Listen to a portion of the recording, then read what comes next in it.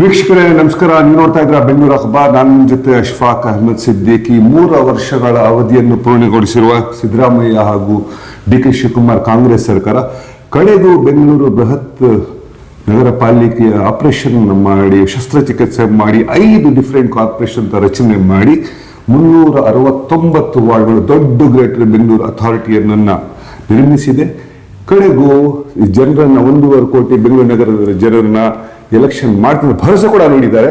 Election ನಿಜವಾಗ್ಲೂ ನಡೆದ್ರೆ 5 ಕಾರ್ಪೊರೇಷನ್ಗಳನ್ನ ಹಿಡಿತಾ ಕಾಂಗ್ರೆಸ್ ಸಾಧಿಸ್ತಾ. ಇದ್ರ ಬಗ್ಗೆ ನಿಮ್ಮ ಜೊತೆ ಮಾತಾಡೋದಕ್ಕೆ ಭಾರತೀಯ ಜನತಾ ಪಕ್ಷದ ಹಿರಿಯ ಮುಖಂಡರು, ಬೆಂಗಳೂರು ಮಹಾನಗರ ಪಾಲಿಕೆಯ ಅಪೋಸಿಷನ್ ಕೂಡ ಆಗಿದಂತಹ ಹಾಗೂ ಕಚಕನಹಳ್ಳಿಯ ಮಾಜಿ ಕಾರ್ಪೊರೇಟರ್ ಪದ್ಮನಾಭ ಬೆಡ್ಡಿ ನಿಮ್ಮ ಜೊತೆ ಇದ್ದಾರೆ, ಮಾತಾಡೋಣ. ಸರ್ ನಮಸ್ಕಾರ. ಸರ್, ಕಡೆಗೂ 10 ವರ್ಷಗಳ ನಂತರ ಕಾಂಗ್ರೆಸ್ ಸರ್ಕಾರ ಬೆಂಗಳೂರು ಮಹಾನಗರ ಪಾಲಿಕೆ ಚುನಾವಣೆ ನಡೆಸ್ತೀವಿ ಅಂತ ಹೇಳ್ತಾ ಇದ್ದಾರೆ. ಚುನಾವಣೆ ಆಗುತ್ತಾ? ನನ್ನ ಪ್ರಕಾರ ಚುನಾವಣೆ ತೂಗುವೆಲೆಯಲ್ಲಿದೆ. ಕಾರಣ, ಇದು ಮಾತಾಡೋದಕ್ಕೆ ಮುಂಚೆ ನಾನೊಂದು ವಿಷಯನ ಹೇಳಕ್ಕೆ ಇಚ್ಛೆ ಪಡ್ತೀನಿ.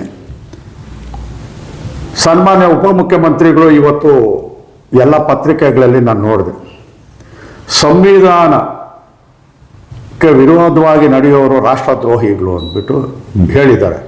ಅವರ ಹೇಳಿಕೆಯನ್ನ ನಾನು ಸ್ವಾಗತ ಮಾಡ್ತೀನಿ. ಆದರೆ ಅವ್ರಿಗೆ ತಮ್ಮ ವಾಹಿನಿ ಮುಖಾಂತರ ನಾನು ಅವ್ರಿಗೊಂದು ಪ್ರಶ್ನೆನ ಹಾಕೋದಕ್ಕೆ ಇಚ್ಛೆ ಪಡ್ತೀನಿ.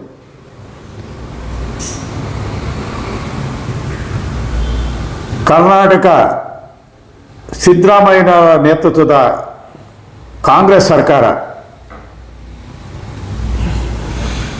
ಇವತ್ತು ಉತ್ತರ ಕೊಡಬೇಕಾಗಿದೆ. ಇವತ್ತು ಗ್ರೇಟರ್ ಬೆಂಗಳೂರು ಗವರ್ನೆನ್ಸ್ ಆಕ್ಟ್ 2024 ಜಾರಿಗೆ ತಂದ್ರು. ಅದರ ಅಡಿಯಲ್ಲಿ ಗ್ರೇಟರ್ ಬೆಂಗಳೂರು ಅಥಾರಿಟಿಯನ್ನ ಮಾಡಿದ್ದಾರೆ.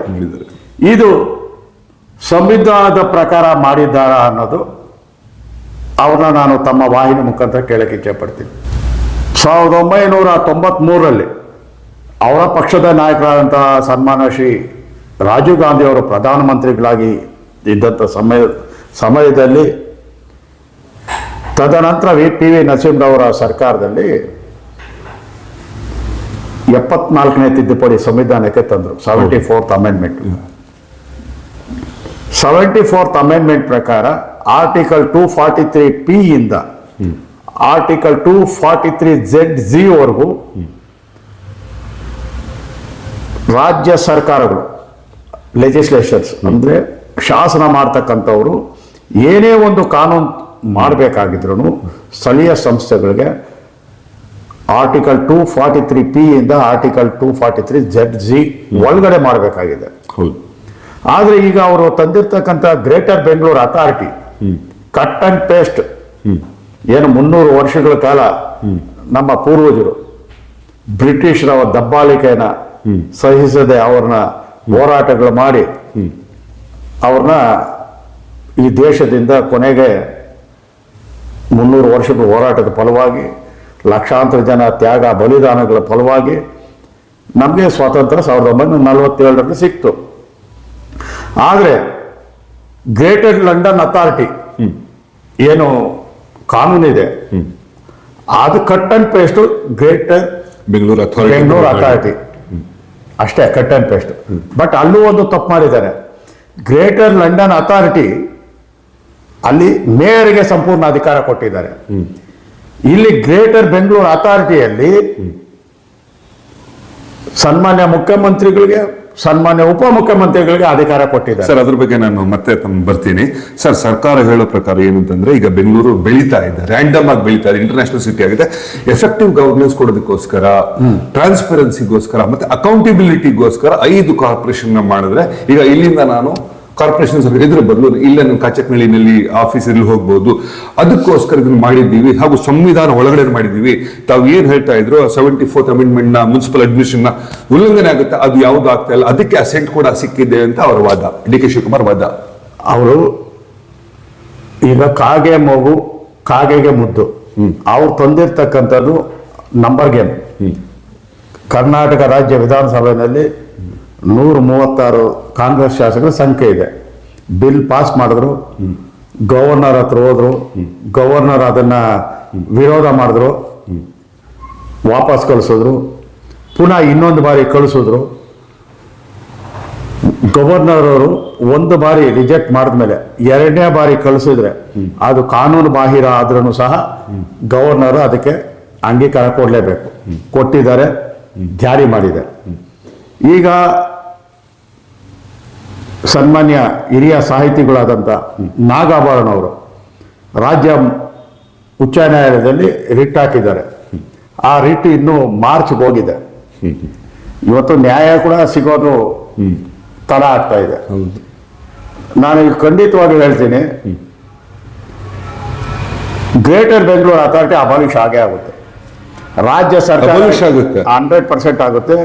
ರಾಜ್ಯ ಸರ್ಕಾರಕ್ಕೆ ಇರ್ತಕ್ಕಂಥದ್ದು 5 ಕಾರ್ಪೊರೇಷನ್ ಮಾಡೋದಕ್ಕೆ, 1 ಕಾರ್ಪೊರೇಷನ್ ಮಾಡೋದಕ್ಕೆ, 3 ಕಾರ್ಪೊರೇಷನ್ ಮಾಡೋದಕ್ಕೆ ಅಂಡರ್ ಆರ್ಟಿಕಲ್ 243Q ಪ್ರಕಾರ ಅಧಿಕಾರ ಇದೆ. ಆದರೆ ಗ್ರೇಟರ್ ಬೆಂಗಳೂರು ಅಥಾರಿಟಿ ಮಾಡೋದಕ್ಕೆ ಸಂವಿಧಾನದಲ್ಲಿ ಎಲ್ಲೂ ಅವಕಾಶ ಇಲ್ಲ. ಸಂವಿಧಾನದಲ್ಲಿ ಅವಕಾಶ ಇದೆ ಅಂತ ಹೇಳಿದ್ರೆ ನಾನು ಸಾರ್ವಜನಿಕವಾಗಿ ಅವ್ರಿಗೆ ಪಾದಗಳು ಮುಟ್ಟಿ ನಾನು ಕ್ಷಮೆ ಕೇಳೋದಕ್ಕೆ ಸಿದ್ಧ ಇದ್ದೀನಿ. ಸರ್, ಆ ಥರ ಇದೆ. ಚುನಾವಣಾ ಆಯೋಗಕ್ಕೂ ತಮ್ಮ ಪ್ರಿಪರೇಷನ್, ಚುನಾವಣಾ ಆಯೋಗಕ್ಕೂ ಇದಕ್ಕೆ ಸಂಬಂಧ ಇಲ್ಲ. ಈಗ greater Bengaluru authority, head office ಇಂದ ಕೂಡ 3 ಜನ ಇಲ್ಲಿ ಅಪಾಯಿಂಟ್ ಕೂಡ ಮಾಡಿದ್ದಾರೆ. ಗ್ರೇಟರ್ ಬೆಂಗಳೂರು ಅಥಾರಿಟಿಗೂ ಚುನಾವಣೆಗೆ ಸಂಬಂಧ ಇಲ್ಲ.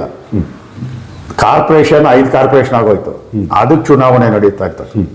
ಇದು ಎಲ್ಲೋ ಒಂದು ಕಡೆ ಇವರು ಗೊತ್ತಿದೆ. ಗ್ರೇಟರ್ ಬೆಂಗಳೂರು ಏನಿದೆ, ನಾಡಪ್ರಭು ಕೆಂಪೇಗೌಡರು ಕಟ್ಟಿದಂತ ಈ ಬೆಂಗಳೂರು ನಗರ ಬಿಜೆಪಿಯ ಭದ್ರಕೋಟೆ. ಅವರು ಅಧಿಕಾರಕ್ಕೆ ಬರೋದಕ್ಕೆ ಆಗೋದಿಲ್ಲ ಅಂದ್ಬಿಟ್ಟು 5 ಪಾಲಿಕೆಗಳು ಮಾಡಿ ಅಲ್ಪಸಂಖ್ಯಾತರು ಎಲ್ಲೆಲ್ಲಿದ್ದಾರೆ ಅಲ್ಲೆಲ್ಲ ಒಂದು ಆಟ ಆಡೋಣ, 1-2 ಪಾಲಿಕೆನ ಅಧಿಕಾರ ಹಿಡಿಯೋಣ ಅಂದ್ಬಿಟ್ಟು ಅವರು ಈ ತರ ಪಾಲಿಕೆನ ವಿಭಜನೆ ಮಾಡಿರ್ತಕ್ಕಂಥದ್ದು. ಅವರ ಕನಸು ಹಗಲುಗನಸು ಆಗ್ತದೆ. ಚುನಾವಣೆ ನಡೆದ ಪಕ್ಷದಲ್ಲಿ ಬೆಂಗಳೂರಿನ 5 ನಗರ ಪಾಲಿಕೆಗಳು ಬಿಜೆಪಿ ಜಯಬೇರಿ ಬಾರಿಸದೆ, ಇದರಲ್ಲಿ ಯಾವುದೇ ಸಂಶಯ ಇಲ್ಲ.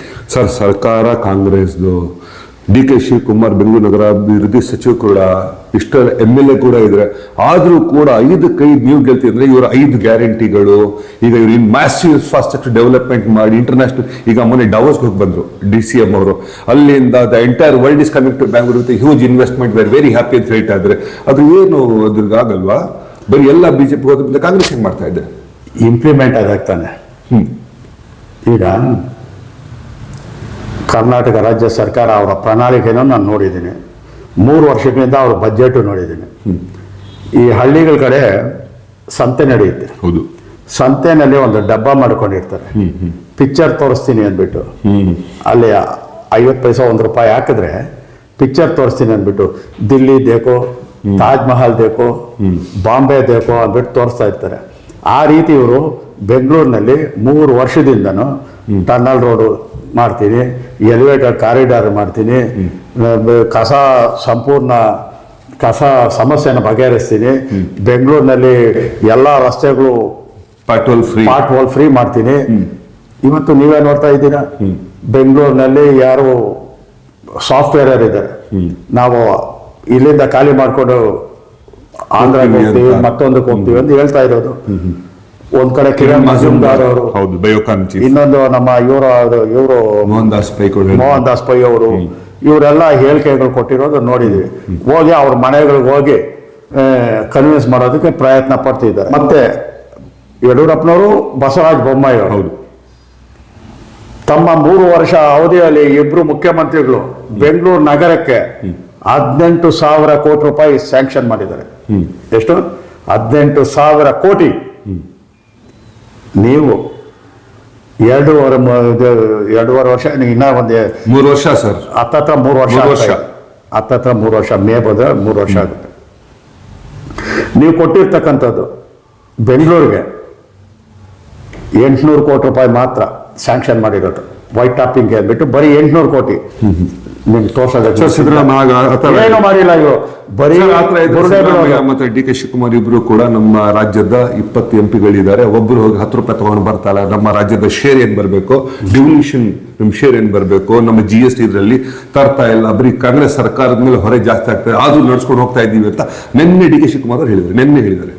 ಈಗ ರಾಜ್ಯ ಸರ್ಕಾರ ಅವ್ರ ಕೈಯಲ್ಲಿದೆ.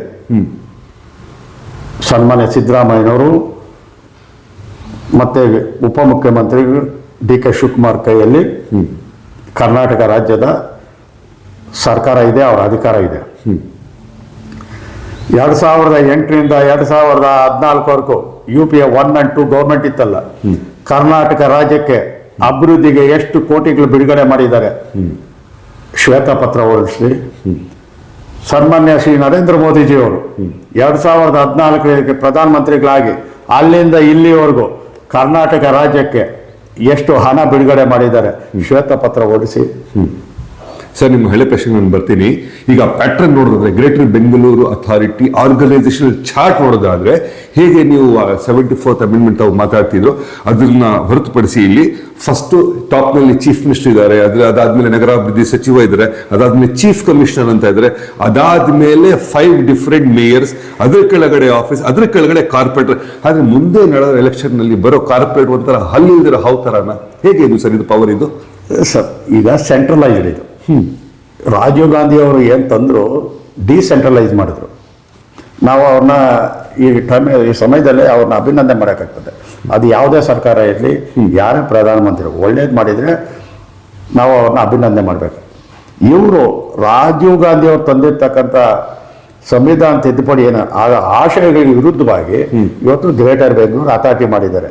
ಗ್ರೇಟರ್ ಬೆಂಗಳೂರು ಅಥಾರಿಟಿನಲ್ಲಿ ಸುಮಾರು 15ರಿಂದ 20 IAS ಆಫೀಸರ್ಗಳು ಆ ಕಮಿಟಿಯಲ್ಲಿದ್ದಾರೆ. ಗ್ರೇಟರ್ ಬೆಂಗಳೂರು ಅಥಾರಿಟಿ ಕಮಿಟಿಯಲ್ಲಿ ಬೆಂಗಳೂರು ನಗರದ ಶಾಸಕರು, ಬೆಂಗಳೂರು ನಗರದ MP ಗಳು, ಇವರೆಲ್ಲ ಸೇರಿದ್ರು ಬೆಂಗಳೂರಲ್ಲಿ ಅವರ ಸ್ಟ್ರೆಂತ್ ಇಲ್ಲ ಅಂದ್ಬಿಟ್ಟು ಅಧಿಕಾರ ಅಂದ್ಬಿಟ್ಟು IAS ಆಫೀಸರ್ಗಳೆಲ್ಲ ಅದರಲ್ಲೇ ಸೇರಿಸ್ಕೊಂಡಿದ್ದಾರೆ. ಇದು ಎಲ್ಲೋ ಒಂದು ಕಡೆ ಚುನಾಯಿತ ಪ್ರತಿನಿಧಿಗಳ ಮೇಲೆ ಒಂದು ಸವಾರಿ ಮಾಡೋದಕ್ಕೆ ಗ್ರೇಟರ್ ಬೆಂಗಳೂರು ಅಥಾರಿಟಿ ನಾವು ಉಪಯೋಗಿಸ್ತಾ ಇದ್ದಾರೆ. ಇದು ಸಂವಿಧಾನ ಬಾಹಿರ. ಇದು ಕೋರ್ಟಲ್ಲಿ ಚೀಮಾರಿ ಹಾಕಿ ಇದು ಗ್ರೇಟರ್ ಬೆಂಗಳೂರು ಅಥಾರಿಟಿ ಅಬಾಲಿಷ್ ಆಗ್ತದೆ. ಇವತ್ತು ನಾನು ಸ್ವತಃ ವಕೀಲರಾದಂಥ ಸಿದ್ದರಾಮಯ್ಯನವರು, ಅನುಭವಶಾಲಿಗಳವರು, ಅವ್ರು ಹೇಳಿ ಗ್ರೇಟರ್ ಬೆಂಗಳೂರು ಅಥಾರಿಟಿ ಸಂವಿಧಾನದ ಇಂಥ ಆರ್ಟಿಕಲ್ ಅಡಿಯಲ್ಲಿ ನಾವು ಮಾಡಿದ್ದೀವಿ ಅಂತ ಹೇಳಿ ನಾನು ಒಪ್ಕೊಳ್ತೀನಿ. ನೀವು 5 ಕಾರ್ಪೊರೇಷನ್ ಮಾಡೋದಕ್ಕೆ ನಿಮ್ಗೆ ಅಧಿಕಾರ ಇದೆ ಸಂವಿಧಾನದಲ್ಲಿ, ನಾನು ಒಪ್ಕೊಳ್ತೀನಿ. ನಿಮ್ಮ ಸಂವಿಧಾನದಲ್ಲಿ ಅಧಿಕಾರ ಕೊಟ್ಟಿರ್ತಕ್ಕಂಥದ್ದು ಬೆಂಗಳೂರು ಮೆಟ್ರೋಪಾಲಿಟನ್ ಪ್ಲಾನಿಂಗ್ ಕಮಿಟಿ ಮಾಡೋದಕ್ಕೆ ಮಾತ್ರ ನಿಮ್ಗೆ ಅಧಿಕಾರ ಇರೋದು. ಬೆಂಗಳೂರು ಮೆಟ್ರೋಪಾಲಿಟನ್ ಪ್ಲಾನಿಂಗ್ ಕಮಿಟಿ ಮಾಡೋದಕ್ಕೆ ಮುನ್ಸಿಪಲ್ ಅಡ್ಮಿನಿಸ್ಟ್ರೇಷನ್ ಸಂವಿಧಾನದಲ್ಲಿ ನಿಮ್ಗೆ ಅಧಿಕಾರ ಕೊಟ್ಟಿದ್ದಾರೆ. ನೀವು ಅದನ್ನ ಮಾಡೋದು ಬಿಟ್ಬಿಟ್ಟು ಗ್ರೇಟರ್ ಬೆಂಗಳೂರು ಅಥಾರಿಟಿ ಮಾಡೋದಕ್ಕೆ ಸಂವಿಧಾನದಲ್ಲಿ ನಿಮ್ಗೆ ಎಲ್ಲಿದೆ? ನೀವು ಸರಿನಾ ತಪ್ಪ ಮಾಡಿಬಿಟ್ಟಿದ್ದೀರಾ. 3 ತಿಂಗಳಾಯ್ತು, 3-4 ತಿಂಗಳಾಯ್ತು. ಒಂದು ಸಭೆ ಏನಾದ್ರು ಮಾಡಿದ್ದೀರಾ ನೀವು ಗ್ರೇಟರ್ ಬೆಂಗಳೂರು ಅಥಾರಿಟಿ ಹೋಗಿ? ಸರ್, ತಾವು ಕಾರ್ಪೊರೇಟರ್ ಆಗಿದ್ರಿ, ಈಗ ಹೊಸ GBA ಪ್ರಕಾರ ಆಗೋ ಕಾರ್ಪೊರೇಟರ್ ಇದಕ್ಕೂ ಪವರ್ ಇನ್ಕ್ರೀಸ್ ಆಗಿದೆ ಅಥವಾ ಡಿಕ್ರೀಸ್ ಆಗಿದೆ? ಕಾರ್ಪೊರೇಟರ್ ಶಕ್ತಿ ಏನ್ ಸರ್? ಈಗ ಸುಮಾರು ಆಸ್ಪಿರೆಂಟ್ಸ್ ಕೇಳ್ತಾರೆ, ನಮ್ಗೆ ಅರ್ಥನೇ ಆಗ್ತಾ ಇಲ್ಲ ಅಪ್ಲಿಕೇಶನ್ ಹಾಕಿದೀವಿ ಅಂತ. ಈಗ ಕಾರ್ಪೊರೇಟರ್ಗೆ ಯಾವ ಪವರ್ ಇಲ್ಲ.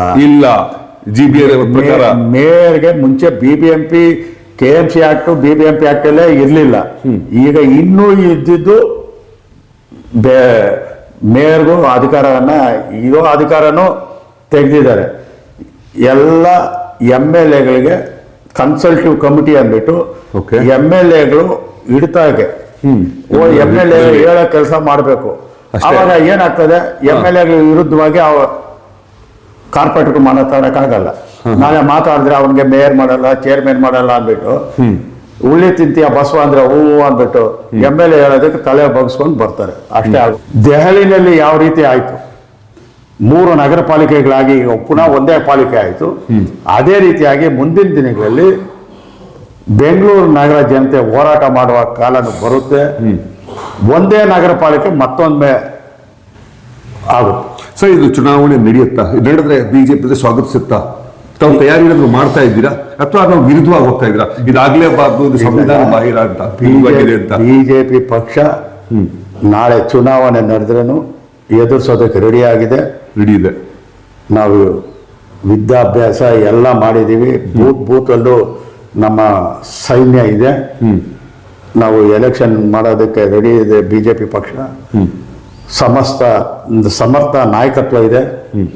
ನರೇಂದ್ರ ಮೋದಿಜಿಯವರ ಒಂದು ಇಮೇಜು ಬೆಂಗಳೂರು ನಗರದಲ್ಲಿ ಏನು ಯಡಿಯೂರಪ್ಪನವರು, ಬಸವರಾಜ ಬೊಮ್ಮಾಯಿ ಅವರು, ಸದಾನಂದ ಗೌಡರು, ಜಗದೀಶ್ ಶೆಟ್ಟರ್ ಅವರ ಕಾಲದಲ್ಲಿ ಬೆಂಗಳೂರು ಅಭಿವೃದ್ಧಿ ಮಾಡಿರ್ತಕ್ಕಂಥದ್ದು ಕಣ್ಮುಂದೆ ಇದೆ. ಇವ್ರು ಏನು ಅಭಿವೃದ್ಧಿ ಮಾಡಿದಿರ ಸುಮ್ಮನೆ ತಮಟೆ ಬಾರಿಸ್ತಾ ಇದ್ದಾರೆ. ಇದು ಚುನಾವಣೆ ಬರಲಿ, ನಾವು ದಿನಕ್ಕೊಂದೊಂದು ಬೆಲೆ ಏರಿಕೆ ಮಾಡಿ ಜನಸಾಮಾನ್ಯರಿಗೆ ತುಂಬಾ ತೊಂದರೆ ಕೊಡ್ತಾ ಇದ್ದಾರೆ.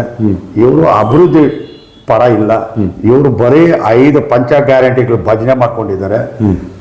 ಅದಕ್ಕೆ 10ರಷ್ಟು ಜನರಿಂದ ಸುಲಿಗೆ ಮಾಡ್ತಾ ಇದ್ದಾರೆ. ಇದು ಒಂದು ವಿಧದಲ್ಲಿ ಹೇಳಬೇಕಾಗಿದೆ, ದರೋಡೆ ಸರ್ಕಾರ, ಜನರನ್ನ ದರೋಡೆ ಮಾಡ್ತಾ ಇದ್ದಾರೆ. ಆದ್ರಿಂದ ಜನ ಬೇಸತ್ತಿದ್ದಾರೆ. ಮುಂದಿನ ದಿನಗಳಲ್ಲಿ ಬಿಜೆಪಿ ಪಕ್ಷಕ್ಕೆ ಜನ ಆಶೀರ್ವಾದ ಮಾಡ್ತಾರೆ. 5 ಪಾಲಿಕೆಗಳು ನಾವು ಅಧಿಕಾರ ಹಿಡಿತೀವಿ. 5 ಪಾಲಿಕೆ ನೀವು ಅಧಿಕಾರ ಹಿಡಿತೀರಾ? ಒಂದು ಹೋಗಲ್ಲ 100%. ಸರ್, ಅದಕ್ಕೆ ಇನ್ನೊಂದು ನಿಮ್ಮ ಬಿಜೆಪಿ ಸ್ಟ್ರಾಟಜಿ ಇರುತ್ತೆ. ಈಗ ಮೊನ್ನೆ ಮಹಾರಾಷ್ಟ್ರ ನಡೆದಂತ ಚುನಾವಣೆಯಲ್ಲಿ, ಸ್ಥಳೀಯ ಚುನಾವಣೆಯಲ್ಲಿ ಎಐಎಂಐಎಂ ಮಸೂದೆನವೇಸಿ ಪಕ್ಷ 125 ಸೀಟ್ ಗಳಿಸಿದೆ. ಈಗ ಕರ್ನಾಟಕಕ್ಕೆ ದೊಡ್ಡ ಮಟ್ಟದಲ್ಲಿ ಬಂದು ಇಳಿತಾ ಇದ್ದೀವಿ. ಈಗ ಏನು ಥಣಿಸಂದ್ರದಲ್ಲಿ, ಕೋಗಿಲೂರಿನಲ್ಲಿ ಮನೆ ಡೆಮಾಲಿಷನ್ಗಳು ಮಾಡೋದು, UP ಮಾದರಿಯಲ್ಲಿ ಇಲ್ಲಿ ಕಾಂಗ್ರೆಸ್ ಪಕ್ಷ ಡೆಮಾಲಿಷನ್ ಮಾಡಿದೆ, ಅದು ಎನ್ಕರೇಜ್ ಬರುತ್ತೆ. ಅದು ನಿಮ್ಗೆ ಅದಕ್ಕೆ ನೀವು 5-0 ಅಂತ ಹೇಳ್ತಾ ಇದ್ದೀರಾ? ನಮಗೂ ಬಿಜೆಪಿ ಭದ್ರಕೋಟೆ. ಇವಾಗ ನೀವು ನೋಡಿದ್ದೀರಾ, 2013ರಿಂದ 2018ವರೆಗೂ ಭಾಗ್ಯಗಳ ಸರ್ದಾರ ಸಿದ್ದರಾಮಯ್ಯನವರು ಅಧಿಕಾರ ಇತ್ತು. ಆಗ ಬಿಜೆಪಿ 101 ಸೀಟ್ ಗೆತ್ತು, ಕಾಂಗ್ರೆಸ್ ಗೆದ್ದಿದ್ದು 68. ಹೌದು. ಆದರೆ 4 ವರ್ಷಗಳ ಕಾಲ ವಾಮ ಮಾರ್ಗದಲ್ಲಿ ಅಧಿಕಾರ ನಡೆಸಿದ್ರು. JDS ಅವ್ರನ್ನ ಹಿಡ್ಕೊಂಡು ಇಂಡಿಪೆಂಡೆಂಟ್ಗಳು ಎಲ್ಲರೂ ಸೇರಿದ್ರೆ 98 ಆಯಿತು. ಬಿಜೆಪಿ 101 ಇತ್ತು. ನಾನು ಲೀಡರ್ ಆಫ್ ಅಪೋಸಿಷನ್ ಆಗ 101 ಇತ್ತು. ಅಲ್ಲೂ 3 ಸೀಟ್ ಕಮ್ಮಿ ಇತ್ತು. ತೆಲಂಗಾಣದಲ್ಲಿ ಇದ್ದಿದ್ದಂಥ ಮೇಧಾವಿ ಜೈರಾಮ್ ರಮೇಶ್ ಏನು ಪಾರ್ಲಿಮೆಂಟಲ್ಲಿ ನರೇಂದ್ರ ಮೋದಿನ ಟೀಕೆ ಮಾಡ್ತಾರೆ, ರಾಜ್ಯಸಭೆಯಲ್ಲಿ ಅವ್ರ ಓಟ್ ಎಲ್ಲಿತ್ತು? ತೆಲಂಗಾಣ ಹೈದರಾಬಾದಲ್ಲಿತ್ತು. ಅವರ ಓಟ್ನ ಇಲ್ಲಿ ಬೆಂಗಳೂರಲ್ಲಿ ಓಟ್ ಸೇರಿಸಿ ಶಿಫ್ಟ್ ಮಾಡಿಸಿ ಬೆಂಗಳೂರು ಕಾರ್ಪೊರೇಷನ್ ಓಟ್ ಹಾಕ್ಸಿಕೊಂಡ್ರಿ. ಬೋಸರಾಜು ಈಗ ಮಿನಿಸ್ಟ್ರು, ರಾಮಪ್ಪ ತಿಮ್ಮಾಪುರ ಅವ್ರನ್ನೆಲ್ಲ ತಗೊಂಬಂದು ಇಲ್ಲಿ ಓಟ್ ಸೇರಿಸ್ಕೊಂಡು ನೀವು ಓಟ್ ಹಾಕಿದ್ರಿ. ಇವಾಗೆಲ್ಲ ಟೂರಿಗೆ ತಾಗಿಸ್ತಾರ. ನಮ್ಮ ಬಿಜೆಪಿ ಸರ್ಕಾರ ಯಾವಾಗ ಬಂತು, ಪುನಃ ಓಟ್ ಖಾಲಿ ಮಾಡಿ ಇಲ್ಲಿಗೆ ಚೇಂಜ್ ಮಾಡ್ಕೊಂಡು ಪುನಃ ರಾಯಚೂರು, ಬಾಗಲಕೋಟೆ ಪುನಃ ಚೇಂಜ್ ಮಾಡ್ಕೊಂಡ್ಬಿಟ್ರು, ಟೂರಿಂಗ್ ತಾಗಿಸ್ತಾರ. ಈ ತರ ಅಧಿಕಾರ ನಡೆಸಿದವರು ಅವರು. ಓಟ್ ಚೋರಿ ಅಂತಾರಲ್ಲ, ರಾಹುಲ್ ಗಾಂಧಿ ಅವರು ಫಸ್ಟ್ ಅವರು ನಾಯಕರಿಗೆ ಓಟ್ ಚೋರಿ.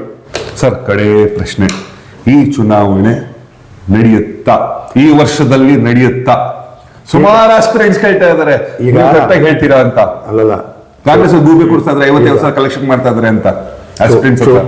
ಪ್ರಜಾತಂತ್ರ ವ್ಯವಸ್ಥೆನಲ್ಲಿ ಚುನಾವಣೆ ನಡೀಬೇಕು. ಆದ್ರೆ ನನ್ಗೆಲ್ಲೋ ಒಂದ್ ಕಡೆ ಅನುಮಾನ ಇದೆ. ಕಾರಣ, ಮೊನ್ನೆ ಏನು draft reservation ward wise draft notification, reservation notification ಬಿಡುಗಡೆ ಮಾಡಿದ್ದಾರೆ. ಅದೇನ್ನೇ ಕಂಟಿನ್ಯೂ ಮಾಡಿದ್ರೆ ಖಂಡಿತವಾಗ್ಲೂ ಚುನಾವಣೆ ನಡೆಯಲ್ಲ. ಈಗ ಸರ್ಕಾರ ತಂದಿರುವಂತ ರಿಸರ್ವೇಶನ್ ಅದಕ್ಕೆ ಒಪ್ಪಿಗೆ ಇದೆಯಾ ಸರ್? ಅದು ನಾನು ಅಬ್ಜೆಕ್ಷನ್ ಫೈಲ್ ಮಾಡಿದ್ದೀನಿ. ತಾವು ಮಾಡಿದ್ದೀರಾ? ನಾನು ಮಾಡಿದ್ದೀನಿ. ನಾನು ಕೇಳಿರ್ತಕ್ಕಂಥದ್ದು ಅಷ್ಟೇ, ನೀವು ಡ್ರಾಫ್ಟ್ ನೋಟಿಫಿಕೇಶನ್ ಏನು ಪಬ್ಲಿಷ್ ಮಾಡಿದ್ದೀರಾ? ನಾನು ಹೇಳಿರ್ತಕ್ಕಂಥದ್ದು, supreme court Krishnamurthy versus government of India, Kishan Rao Gavali versus government of India, ಮತ್ತೆ ಕರ್ನಾಟಕದ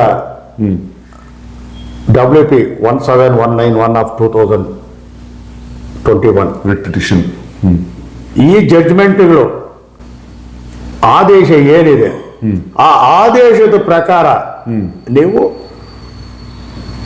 ಫೈನಲ್ ನೋಟಿಫಿಕೇಶನ್ ಮಾಡಬೇಕು.